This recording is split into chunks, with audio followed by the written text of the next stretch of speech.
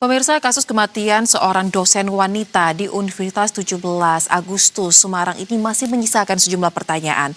Dan langsung saja kita akan membahas terkait dengan hal ini bersama dengan Guru Besar Kriminolog Universitas Indonesia, Profesor Adrianus Meliala. Selamat sore, Prof. Adri. Selamat sore, Mbak. Terima kasih diundang. Baik, Prof, kalau kita lihat terkait dengan kasus yang terjadi di Semarang, seorang dosen wanita ditemukan tewas di kamar kosnya dengan kondisi tanpa busana dan ada seorang perwira kepolisian yang menjadi saksi kunci bahkan sudah ditetapkan juga ditempatkan secara khusus, artinya ada keterlibatan mungkin di garis besarnya. Nah, dari sudut pandang kriminologi, Prof, apakah dengan data-data dan juga fakta yang ada sampai dengan saat ini, kita sudah bisa mungkin melihat apa yang menjadi motif ataupun penyebab peristiwa ini terjadi antara dua orang yang sudah diketahui ini? Ya, ini kasus mudah ini, sepanjang kita tidak heboh ya. Jadi kalau kita bagi dua, pertama adalah tentang kematian dari sang dosen, dan yang kedua adalah kaitannya dengan sang AKBP.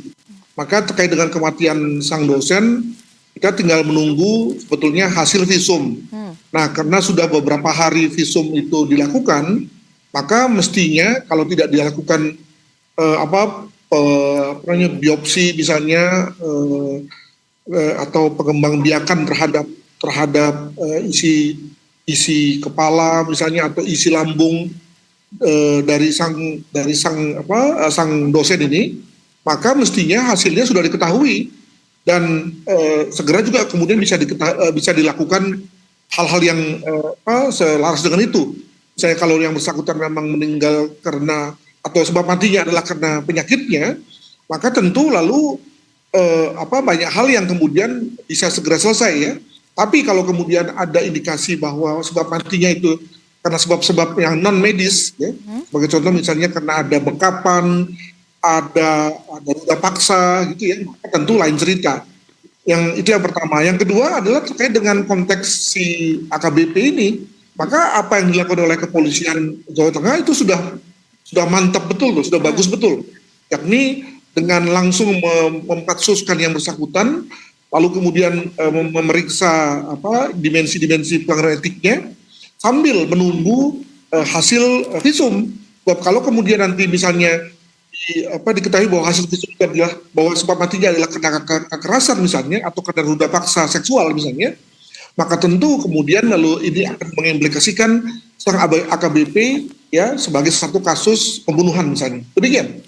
Baik, memang patut diapresiasi ketika kasus ini yang mana melibatkan anggota Polri bisa ditangani dan direspon dengan cepat ya oleh Polda Jawa Tengah. Tetapi kalau kita tarik ke belakang nih Prof, ini bukan kasus pertama yang melibatkan anggota Polri dalam kasus pidana. Nah, pertanyaan saya berikutnya, jika kita berkaca dengan kenyataan yang ada sampai dengan saat ini, apakah Anda melihat ada potensi intervensi mungkin terkait dengan relasi kuasa ketika seorang saksi kuncinya ini merupakan perwira polisi dan dikaitkan juga dengan objektivitas pengungkapan kasus ini? Apakah ini suatu menjadi persoalan dinamika tersendiri untuk mengungkap kebenaran kasus atau harusnya tidak menjadi masalah lagi? Seperti apa?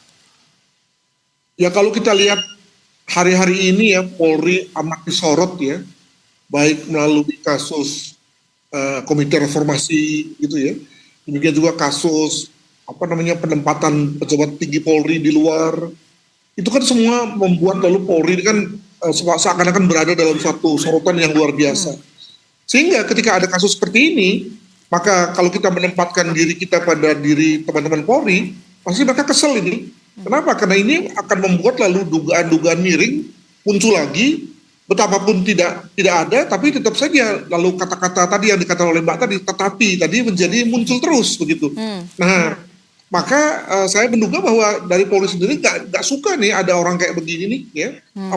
Apalagi kasusnya terkuak pada hari-hari begini, maka tentu lalu mereka ingin segera juga menyelesaikan dengan secepat-cepatnya. Dan sekali lagi langkah mempatsuskan itu menurut saya luar biasa tuh ya.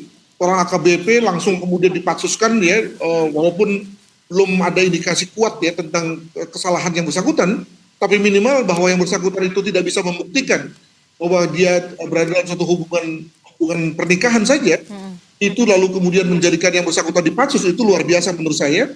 Mungkin juga karena tadi ya Polda tidak mau ngambil ngambil langkah main-main lah begitu ya, sehingga kemudian langsung mengambil langkah yang paling tinggi gitu ya. Nah kalau itu pun kemudian masih dianggap sebagai nggak serius atau dianggap bukti intervensi, ya terserah ya, tapi bagi saya kok sudah maksimal apa yang dilakukan oleh kepolisian. Demikian. Baik, nah kembali kepada pernyataan awal Anda tadi bahwa sebenarnya ini kasus yang mudah, ada TKP, ada korban, ada barang bukti juga, seperti yang dikatakan oleh Kabid Humas Polda Jawa Tengah terkait dengan kasus ini. Lantas kalau begitu, Prof, menurut Anda ada nggak kira-kira langkah-langkah yang paling penting juga yang tidak boleh missing di tengah pengungkapan kasus ini yang harus diperhatikan oleh tim penyidik, dan juga kira-kira berapa lama lagi ya waktu yang ideal agar kasus ini dapat diungkap, karena takutnya tenggelam, Prof, apalagi ya tadi ada seseorang anggota Polri yang terlibat dalam kasus ini.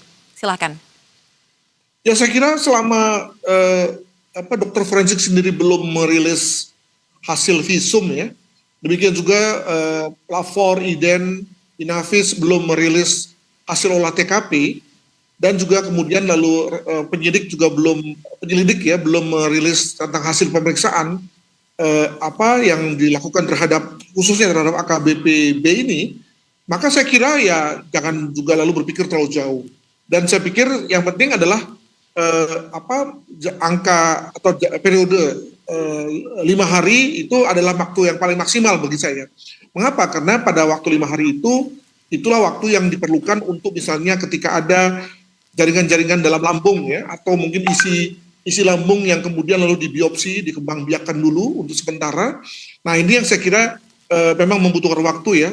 Untuk apa? Untuk mengetahui misalnya apakah dari makanan yang ada di lambung korban itu ada racun misalnya, atau ketika dikatakan bahwa korban itu setiap hari mengkonsumsi obat ya, maka apa jenis obatnya kan, tentu lalu perlu ada semacam sediaan yang diberikan kepada laboratorium farmasi untuk mengetahui jenis obat apa yang dikonsumsi oleh korban. Jadi saya kira butuh waktu, tapi selama waktu 5 hari saya kira masih oke. Demikian. Baik, kita akan kawal terus bagaimana pengungkapan kasus ini. Terima kasih untuk analisa yang dibagikan Guru Besar Kriminolog Universitas Indonesia Profesor Adrianus Meliala. Selamat sore, selamat kembali beraktivitas.